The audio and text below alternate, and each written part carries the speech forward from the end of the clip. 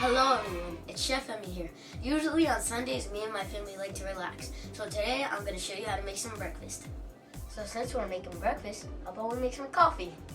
If you've never seen this before, this is called a Greca, also known as a percolator. This is how I make my coffee. I'll show you how to use it.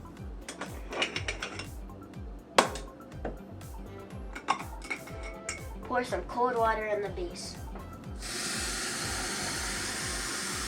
This is where the coffee grounds go. You could use your favorite coffee. Add the coffee grounds. Here's a tip, add some nutmeg. It improves the taste.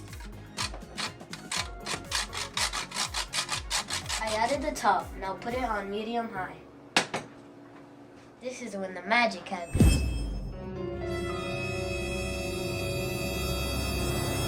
Once you hear that, you know it's done.